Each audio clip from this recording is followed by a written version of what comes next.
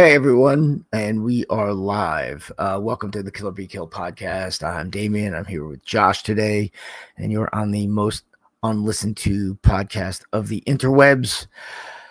Like I was saying, I was watching. I saw the Smashing Machine. Highly recommend. Said I got a little choked up during the story because if you're a fighter, you do contact sports, especially not necessarily MMA, but wrestling. What happened during that time. If you don't know who the Smashing Machine is or Mark Kerr, it's a movie. It's a biopic about his life. But what's interesting about the setup to this and how it kind of came to be is that Mark Kerr was an All-American. He wrestled for Syracuse. He started getting into ultimate MMA through Mark Coleman, a buddy of his who had wrestled, who's a couple of years older than him. A buddy of Mark Kerr's from college, wanted to do a documentary on MMA. So you can still see this thing, the Smashing Machine. It's out there. And it's, he was going to just to basically do, something on the sport. But what he saw was really the unraveling of a human being. I mean, Mark was addicted to, he became, he was juicing, he's taking steroids, all of which was legal in the sports eyes. He was taking prescription painkillers that he thought he had prescription, that he was getting prescriptions for. So he didn't know, the addiction level of opioids and things like that. And you're watching him unravel. And then his girlfriend, his relationship with his girlfriend was incredibly toxic. He wound up marrying her for 6 years and getting divorced. I just think the way that it was done, it kind of ends, and you're gonna watch it and be like, oh, it ends in such a way that it's probably not gonna probably, I don't know how it would have tested well, because people always like certain types of endings, but it was, this is the UFC during the time right after the first UFCs, like 1 through 5. So this was like the teen years where they thought, and it kind of was, MMA was basically human cockfighting. Senator John McCain had it on his list as, this awful brand of fighting. It was highly unregulated, and these guys were the champs and the stars. So highly recommend it. Like I said, it got me a little verklempt, and yeah. So okay. So as we do always, let's go to some hate mail. Yay! Let me see, share screen. Let me see. Okay. All right. So there's two things on here. So this is a short we did. There we go. Okay, this is why your grappling sucks and you shouldn't do it. Okay, all grappling is going to want you to create space. That's plenty of opportunity to pull out what I got around my neck, what I got in my waist or my boots if I can get to them. So neck knife, really simple. It's like a $20 item. Turns you into a stone cold ground fighting champ. Because now, obviously, it's a real knife. I'm not doing this.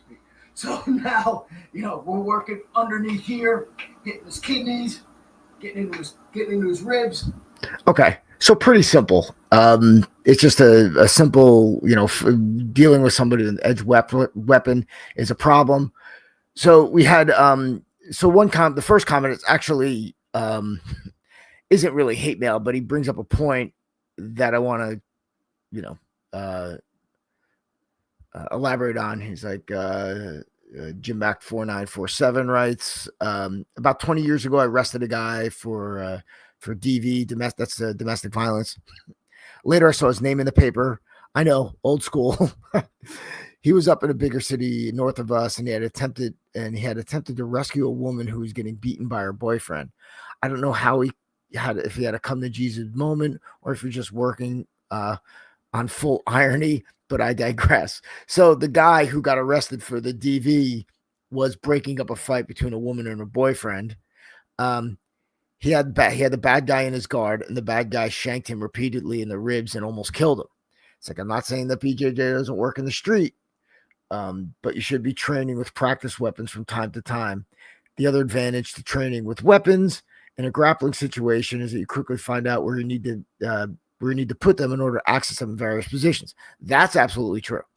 But the only caveat I'll say with this is that when you're stressed, you're gonna, hey Clayton, good to have you, brother.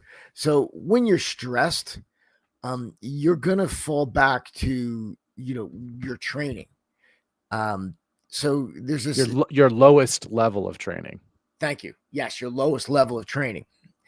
So if you do something like every once in a while, you're probably not going to recall it.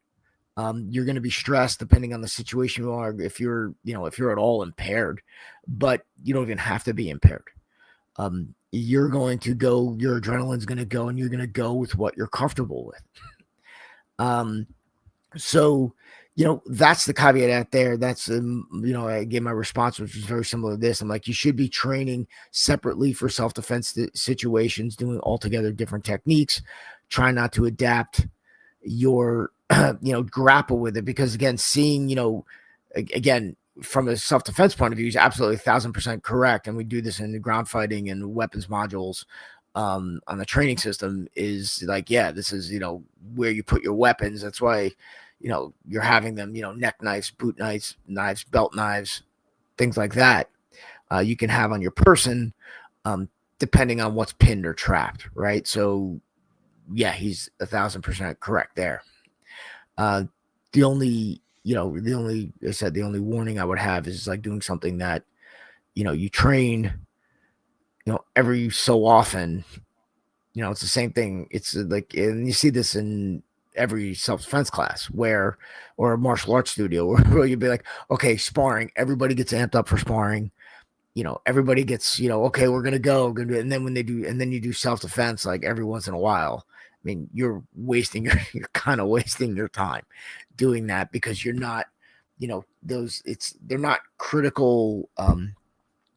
It's not real critical for your training. You don't take a lot of that time, and the sparring goes directly to your ego because it's a win-loss kind of thing.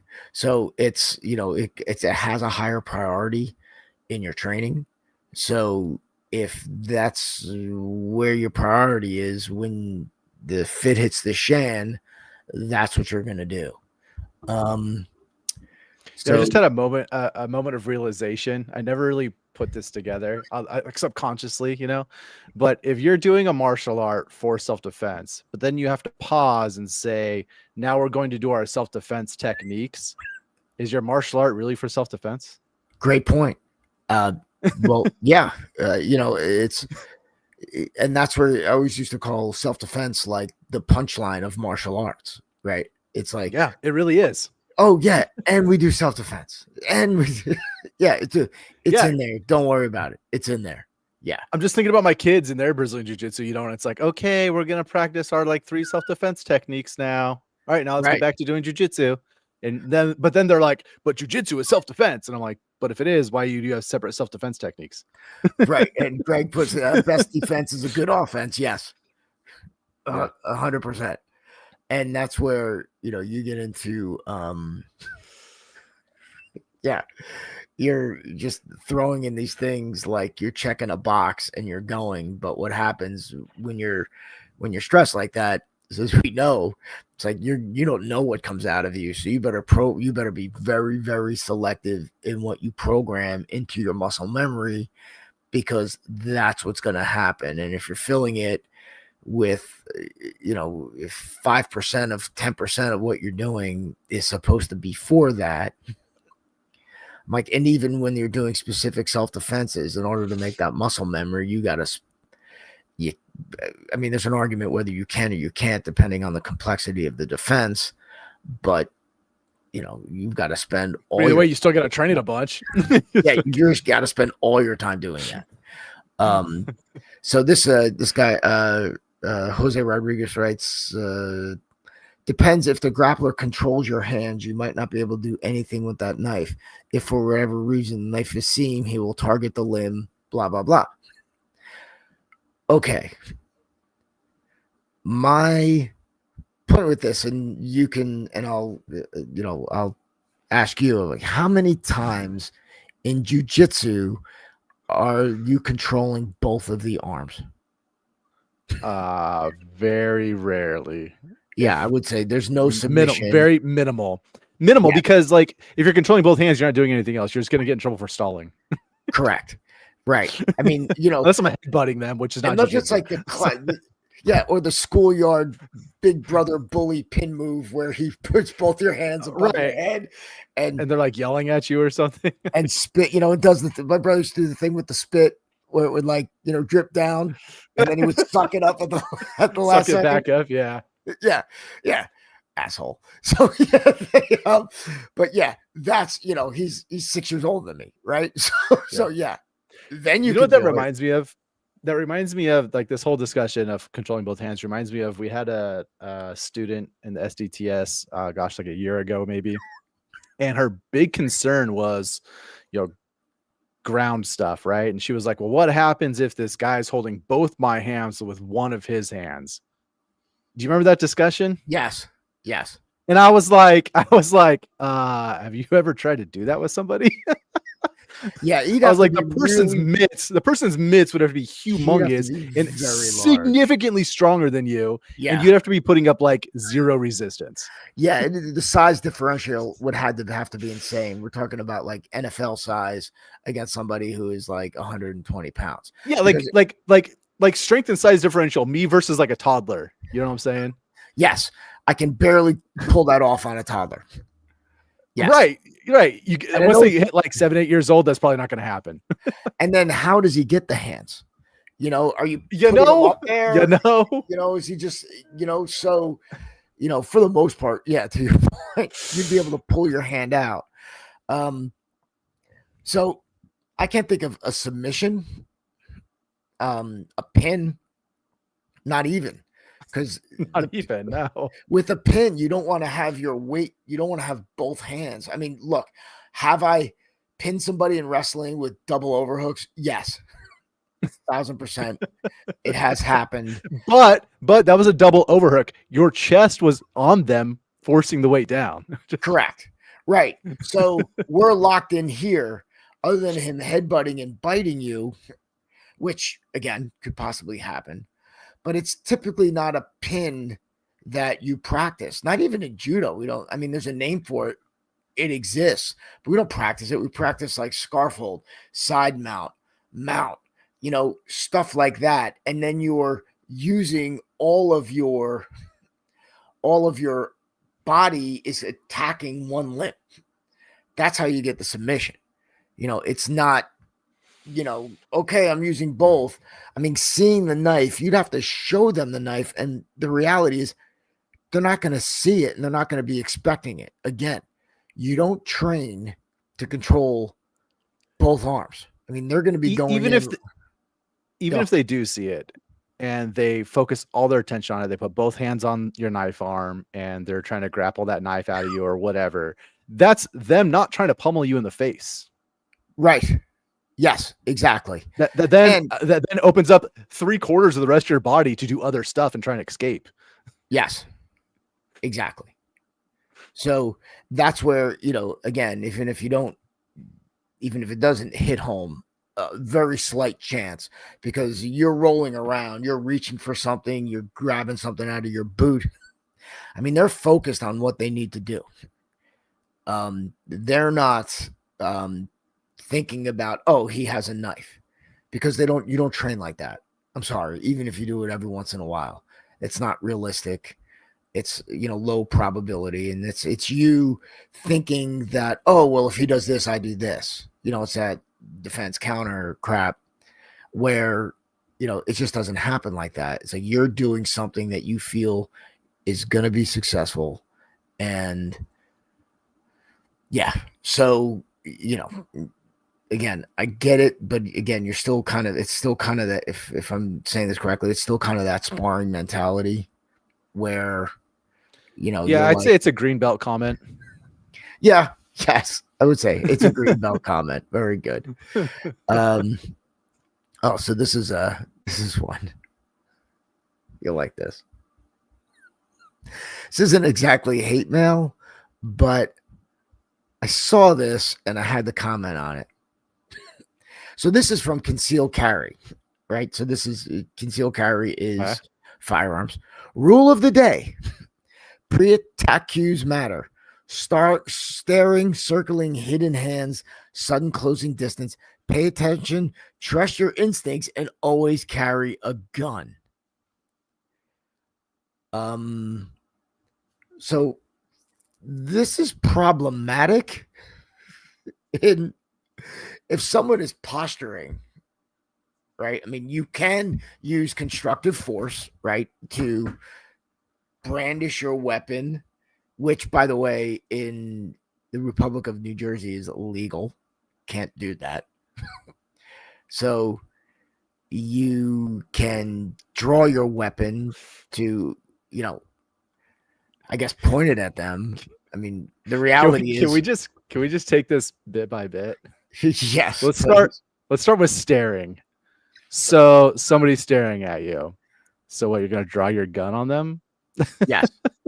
Well, right. I know. I'm giving them the benefit of the doubt that this is a whole collective thing. Somebody's staring at you, they're circling you. Now they're circling, their hands are hidden, and now they suddenly close the distance. If they're already suddenly closing the distance, you're not drawing your weapon. Right. And one, what are you waiting for? Yeah, you right? waited way too long. Somebody's staring at you, you're either getting out of there or, you know, at that point it's a threat, depending on the situation. If you can't, you know, escape, then you got to fight. But, you know, you can escape when you see that. You don't necessarily just draw your gun and, you know, for every situation, which is what a lot of people think that they can do, which is a problem. So yeah. I also like the pictures of them doing, like, I guess, hand-to-hand aggression with pepper spray, which is not right. Yes. Yeah, that's all. Just pepper spray. You know, you again having levels. You know, when you're sitting there, and there's actually a story. We'll get to this, you know, after the hate mail, but you know, yeah, you'll, you know, get a, you know, having that non-lethal option. You know, where you're just, okay, I juiced them and I left. Yeah. Right. So, you know, again, automatically, and this is where, you know, sometimes these guys get it wrong. You know, they think that they're just going to shoot their way out of everything, and you can't, because most times you don't even know if there's a problem, right? Yeah, this guy may be, you know, sizing you up, but the reality is, if he's got a friend, you know, that's the real threat. So your best bet is to kind of get the hell out of there. Yeah, like this whole situation is like, it's like probably the somebody you know, or you met him at the bar or something like, right? This isn't the predator in the dark alley attack. Right. No, it is not. Okay, so this one I did already. All right, I want to get to this guy because he's great. All right, hold on. Let me just see. Oh. I want to see if I can find his original comment. I didn't see the comment, but I did see the link you sent me, and that was funny. Yeah, so this guy says, hold on, where'd it go? Oh, yeah, because I was too excited about it.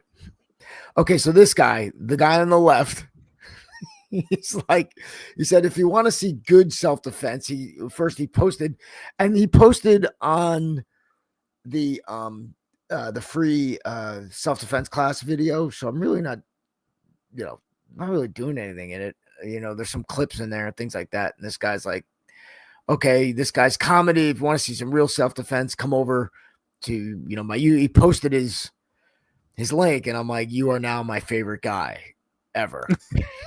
So This dude apparently, this is the guy, the white guy. Apparently, he owns a bar in, I want to say, in Africa somewhere. So he gave me a YouTube video that we're gonna go. No, we're not gonna replace this URL. I want to go to this URL.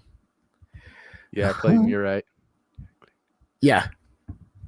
Okay, this is why your grappling sucks. Oh, we can't see it. No, I know. I didn't get to it yet. No, it's okay. Drunken Master. Here we go. I grabbed the wrong one. Okay. All right. Thank you. All right. Hold on, people. I know we're excited. It's worth the wait. It's worth the wait. Totally worth the wait. Yeah, thanks. Clayton writes, in law enforcement, we have what's called continuum of force, which is basically a response to a pyramid of authorized use of force levels. Unfortunately, it's basically 100% reactive. Yeah. So, but at least, you've got non-lethal options, right? You got pepper spray, you got tasers, you can use things to kind of slow this person down, to kind of give them a preemptive strike. So for civilians, it's definitely, the pepper spray or bug spray or whatever, whatever you can use there. Yeah, we definitely want to start with non-lethal if possible. Unless you don't have anything on you, then you're trying to escape. But then if you're protecting others, that's a different scenario. So every situation requires different application, I guess, if you will. So here's our guy. Let me just share my screen. Share screen. Did I get? Yes. Okay, good. That's my guy. I love the title of this. Congrats, you've made it to the very best channel in Asia, if not the world. All right. So here's my guy. Okay, ready? Here we go.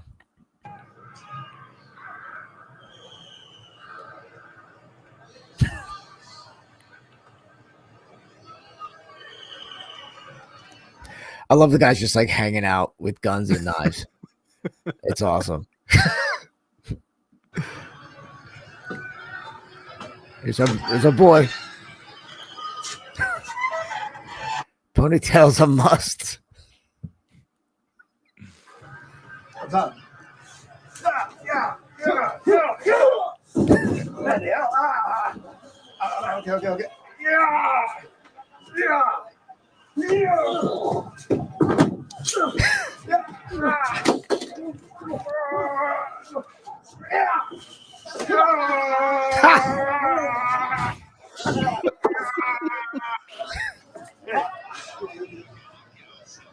No shit. Oh, what do you want?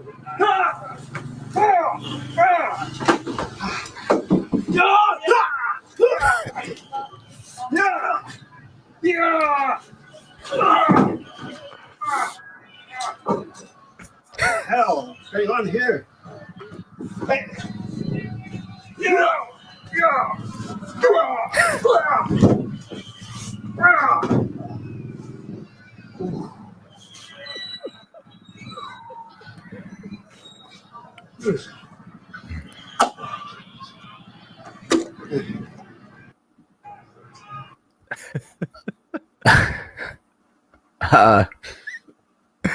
Yeah. I love it. I do. I'm gonna just mute it while we can talk about it. John Wick 5. Yes, it is John Wick 5. John Wick 5 recovery. I love that. Again, you set it up and these guys are coming in. He just comes in, he's like, how are you doing? Right? I mean, I'm more concerned about the plot than the technique. Right? So does he know the guy? Is he thinking about what? I mean, it feels like he just took some stuff from some movies That's my favorite right there. That guy's awesome. And now this guy, he gets up. He's already beat the shit out of him. You know, he's not. I don't understand what what his motivation is to put the gun to his head and then wait for him. Right? You've already stabbed your friend. You choked you crushed your other friend's throat. This is clearly a classic kung fu spoof, which is awesome. Yeah, I am just really happy this is in my life. But I'm like, I'd rather give him his. He's like, hey, he's like, this is comedy. Go check out what I got. And I'm like, all right, man, you're the best. Yeah, but that's like, I feel there's, yes, of course, they're politely wait their way before attacking. Yes, this is like, karate in the jungle, literally. I think there's two like worlds out there. One is that world where the stuff is just so outrageous and choreographed. And when they look at what we're doing, like, oh, it's choreographed. I'm like, well, there's a difference between a drill. I mean, when you see guys like blocking hands and doing all this complicated, that's choreographed. Right? When you're like running somebody over and just hacking and, so you just be like looking at somebody trying to, affect a knockout in an actual competition. I mean, you're just drilling and going, right? So, I mean, the only choreographed thing about it is like, okay, we're demonstrating a technique, right? I mean, on some level, it has to be, okay, this is how we practice. This is how we practice this, right? So, which is why we advocate not practicing with a partner most of the time. Yes. Yeah. Right. I said you can get the feel with a partner for sure, but then when you're doing it, you want to, take his or her head off, right? So there's those guys who look at that and they're like, oh, that's awesome. But I mean, the comments are, are funny on that. The one dude, hold on. Wait, I just want to go to the comments because some of the stuff is pretty funny. Let me just share again. Sorry about that. And here we go. Like, and it's, I love, congrats, you made it. So comment. Okay. It was fun. With a lot of practice. He's like, what the F is this? How did I get here? Somebody may have a bad opinion about Frank. Okay, so he says the food in his restaurant is great, which is, hey, good for him. Okay, this guy's a clown. Frank, that's a great top place bar. Okay, they're talking about his bar, which is fine. There's one guy. That guy. Are you kidding me? It's a joke, right? Yes, it's a joke. Guy's got great talent. It's great to know a little self-defense sometimes. Okay, that's spammer. Okay, now this guy's got like millions of followers. He's like, but I don't know what that means. If you keep spamming my comments section with links to your videos, YouTube will automatically block your channel. I mean, that's what he did with me. I mean, he's still going at it. And then he got guys. I mean, these are obviously probably somebody in the video. Great practice, like Steven Seagal or Van Damme, but 1,000 million times worse. This George nonstop likes it. Patient waiting for my time in the sun. Okay, well, so yeah, I know, such a wonderful. Okay, yeah, I don't know. Yeah, definitely, Greg. So Greg writes, Josh, like I would preach during casualty transportation in Alaska. Everyone, when doing fireman carry, the casualty would help themselves on your back and place their hand for support. Yeah, of course. Yes. Your partner's always going to help you. Right. So, I thought that was, that was very special. Yeah, let me see what else we got. I got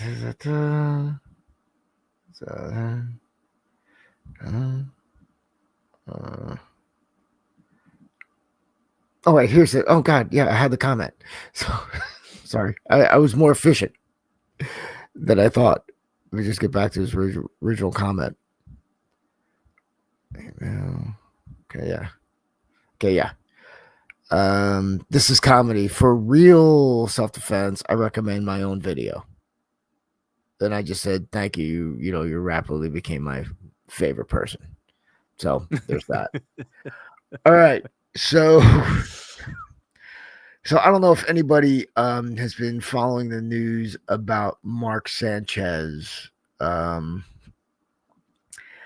So if you don't know who Mark Sanchez is, he is is former NFL football player. He's a Fox analyst. He was national champion for USC quarterback. Came to the Jets, 5th pick overall in the draft, and first 2 seasons Jets awesome. He wound up leading them to the AFC Championship twice, so which is pretty incredible. They hadn't done that in a very long time. And then his career started to flag. The Jets started losing. He's infamous. He's famous for the butt fumble. If you don't know, if you even barely know football, you probably have heard of the butt fumble. It was against the Patriots. That's right, the Tom Brady Patriots, where there's a busted play, and he missed the handoff. And then usually what happens with a busted play, if it's a running play, you're going to where the hole is, so at least you've got some blocking set up there. He did. He ran very fast, according to whatever trickeration they do with the stats. He ran into the offensive line's ass at with 13,000 pounds of force. That's what they had calculated at. So he just full on sprint into this guy, falls back, fumbles the ball. New England Patriots scoop and score. They pick it up. They run back for a touchdown. And then his career after that point was pretty much over. He bounced around the league for a few years, playing backup. But anyway, he wound up getting a job at Fox Sports as an analyst. So he's a color commentator, and he was in Indianapolis this past Saturday night. He was going to call the Raiders Colts game. So that's on Sunday. So Saturday night, all of a sudden a news report comes out. Mark Sanchez in the hospital, stabbed in the street around the corner from his hotel. And then, of course, everybody immediately reacts like, oh my God. Mark, thoughts and prayers. The mayor comes out condemning the city, and the governor comes out, same thing. And then something else happens. Moments later, not too much longer, they announced the arrest of Mark Sanchez. So here's, we're going to grab a little article from the Post. All right. So, okay, bloody Mark Sanchez seen stumbling down Indianapolis sidewalk after being stabbed in fight with grease truck driver. So, apparently, Mark Sanchez was incredibly intoxicated. He comes to the alleyway between hotels. There's his hotel and another hotel next to it. He sees this grease truck driver. Well, for lack of a better term, it's the guy he goes to he's got a big tanker truck. He goes to hotels and kitchens, takes out their fryer grease, and then replaces it with new stuff. He's 70 years old, well, 69 years old. Mark Sanchez stumbles down the alley and confronts him, saying that the hotel. Well, let me give you the timeline here. So here's a picture of the guy in the hospital. All right, I don't know if you can see that. So here's the timeline. Friday night, Mark Sanchez, 38, is in Indianapolis to serve as Fox Sports analyst for the Raiders Colts game on Sunday. He's observed acting erratically, doing wind sprints in the alley behind Lau Miller's Pub and Eatery in the downtown. So 2 nights before, is he working out or is he wearing his street clothes? We don't know. just after midnight. So this is all on Friday night. So this is early Saturday morning. A grease truck driver picking up cooking oil from a nearby hotel parks his truck in the loading dock, blocking the alley where Sanchez is doing sprints. Sanchez approaches the driver to get him to move and eventually gets into an altercation where he body slams him towards the wall and then to the ground. The driver sprayed Sanchez with mace or pepper spray, but the NFL quarterback continues to attack him. The driver then pulls a knife and stabs Sanchez 2 or 3 times in the chest, believing this guy is trying to kill me. Sanchez turns around and heads up the alley. 12:30 p.m. Indianapolis Police Department officers respond to a report of a person shot. They locate Sanchez inside the pub. It's later reported that Sanchez is uncooperative with responding officers. He tells the detective he can only remember grabbing for a window and nothing else about the incident. Sanchez is rushed to the hospital in critical condition. The driver also suffered significant injuries, including lacerations to his cheek and jaw with a cut that allegedly went through his cheek and hit his tongue. Saturday, Sanchez undergoes surgery for stab wounds in the chest and is stable. He's arrested at the hospital and charged with misdemeanor counts for battery resulting in injury, public intoxication, and unlawful entry of a motor vehicle. Sanchez is discharged from the hospital on Sunday and transferred directly to central booking in Marion County Jail. He reportedly posts his $300 cash bond. So on Monday, yesterday, his charges are upgraded from several misdemeanors to level 5 felony battery. So, I mean, some things to unpack here.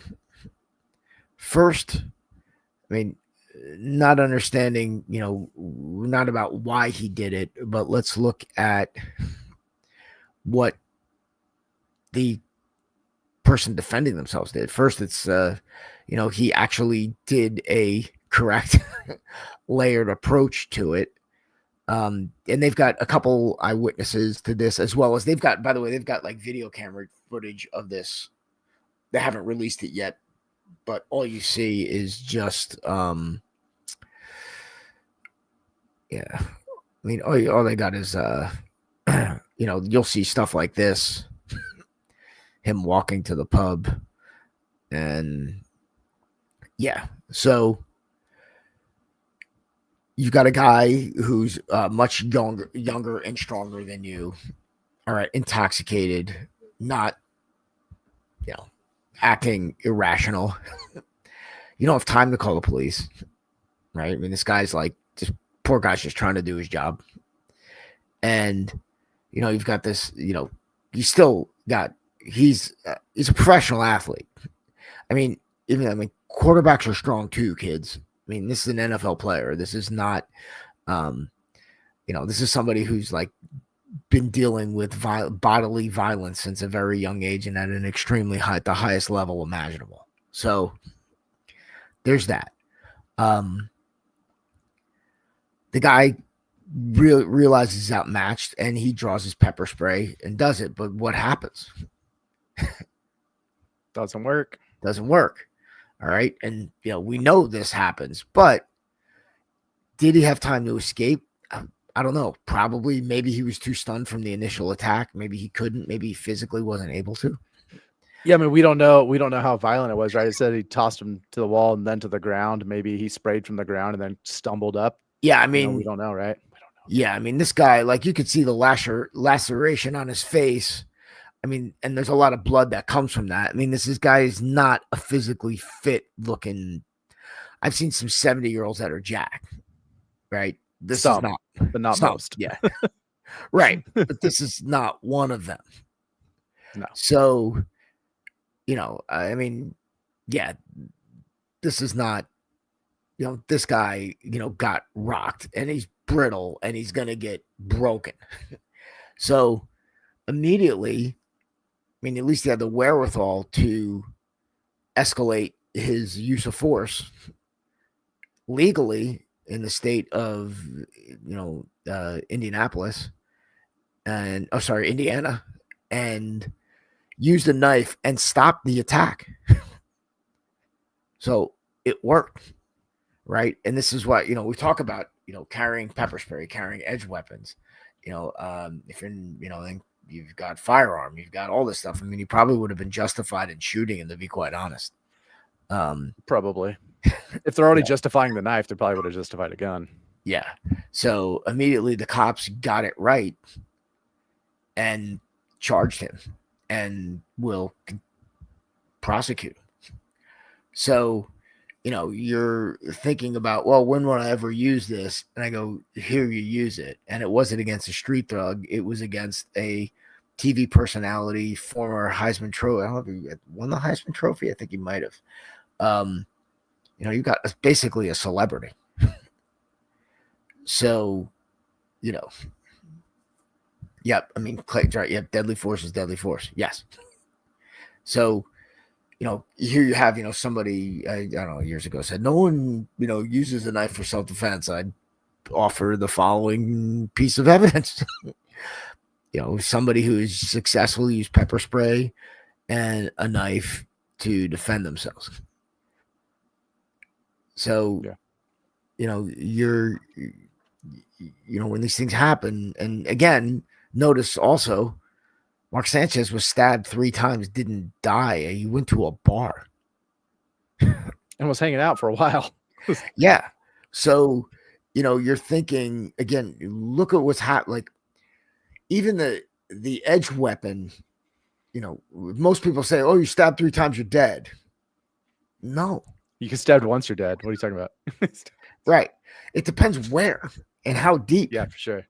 So, you have this, you have something that, at least it altered, Sanchez's mind enough to be like, okay, I'm going to leave now.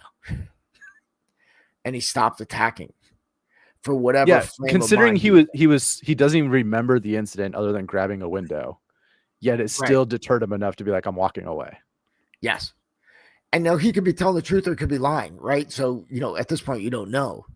But it deterred him. He was trying. He went from wanting to beat the shit out of this guy to leaving. Period. So mission accomplished for this poor soul who was just trying to do his job in the middle of the night. And, I'm sure he loved getting up on the, changing the oil. And then maybe he did. Maybe nobody bothered him. But he obviously, was smart enough to carry things to protect themselves against something like this. Probably not a guy he would have watched on Sunday, announcing the game, because the guy's probably a Colts fan. Mark Rice, F. Sanchez, he got what he deserved. I agree. This is something you don't do. This is not behavior of a normal person, especially somebody with means. I'm sure we will see some form of CTE argument coming out of the defense. And that may or may not be the case. But your takeaway is, okay, much bigger, stronger, younger physical person was, stopped by using a, layered, stacked self-defense. Would start with non-lethal and then followed up with lethal. It's because at least the pepper spray slowed him down enough so he would wipe his eyes and try to figure it out and then continue to go. Because look, it'll be interesting to see the actual footage when it's released. Yeah. I mean, Mark Sanchez has been hit a lot, and he's used to like getting like that, that fog and working through that contact and that pain, is something, Oh, we lost Damian. So yeah, like Damian was saying, he's used to getting hit, the fog, the pain, getting rattled and having to work through being rattled, the brain rattling and everything. And so, even when your faculties aren't at 100%, he can still perform. Right. And, when you play a very heavy contact sport like professional football, it gives you that ability to do that, which is why, training in those certain situations, training to those different conditions, right? can help you. It's just like, military law enforcement, they do, Am I there? stress training. Yeah, your voice is here. Yeah, They okay. do stress training, they do inoculation training of various types so that you can work through the pain, work through the discomfort, work through the fog, work through the adrenaline, all those things. And, obviously that helped Mark get through the pepper spray and everything else. And this was what I would say, would be one of the values of actually like doing some, live kind of, sparring, or just getting used to kind of getting hit a little bit and shaken up and knocked around. Is because of that, is because you just get disoriented, or you could have somebody just, under control stress hit you with pads while you, fight through it. You don't have to necessarily go through, months of boxing or judo or jiu-jitsu to get that, but you can start off very slowly, look at the body conditioning stuff, where you're just like getting used to just getting hit, taking a tie pad and just have somebody just tapping you while you're doing some drill, while you're hitting your training dummy or your heavy bag. That's a good solution to that too.